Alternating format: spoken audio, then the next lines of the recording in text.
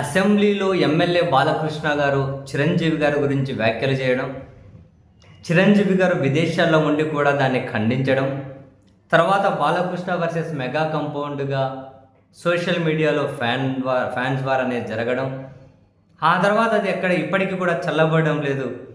వివిధ సందర్భాల్లో ఒకరి మీద మరొకరు తీవ్ర స్థాయిలో దూషించుకుంటూ చివరికి ఇప్పుడు చిరంజీవి గారు పోలీస్ స్టేషన్కి వెళ్ళి కంప్లైంట్ చేసే వరకు పరిస్థితి వచ్చింది.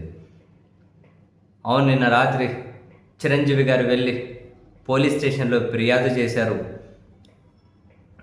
ఫిర్యాదు ఏంటంట, film actor and former union minister Konidela Chiranjeevi lodged a complaint with the cyber crime police station in Hyderabad on October 26, 2025, alleging that he was subjected to vulgar and obscene abuse on social media platforms. చాలా accounts ఇచ్చారట, and స్పెసిఫిక్గా కొన్ని accounts కూడా mention చేశారు. దయా చౌదరి అట, @Chowdhury_Daya11 account అట, Chowdhury_Daya11 @Chowdhury_Daya and others అని ఇచ్చారు. He said the individuals were unknown to him and had targeted him despite an existing court order in his favor. అంటే నన్ను సోషల్ మీడియాలో దూషించకూడదని చెప్పి కోర్ట్ ఆర్డర్స్ కూడా ఉన్నాయి. చాలా దారుణంగా వల్గర్ లాంగ్వేజ్ వాడుతున్నారు.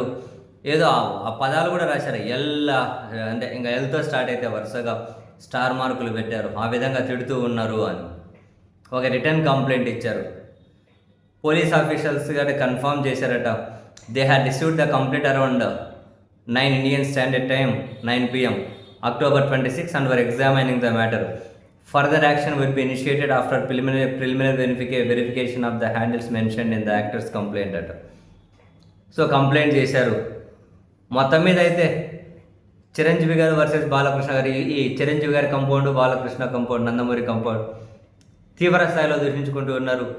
చిరంజీవి గారి సినిమాల గురించి అయినా, చిరంజీవి గారు మరొకరితో నటిస్తూ ఉన్నప్పుడైనా ప్రతిదాన్ని కూడా, at the same time Balakrishna గారిని కూడా మెగా కంపౌండ్ అనబడే ఫ్యాన్స్ వాళ్ళు టార్గెట్ చేస్తూ ఉన్నారు.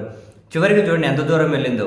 చిరంజీవి గారు వెళ్ళి పోలీస్ స్టేషన్లో కంప్లైంట్ ఇచ్చేంత వరకు వెళ్ళింది అంటే పరిస్థితి ఎంత సీరియస్గా ఉందో జస్ట్ ఇమాజిన్.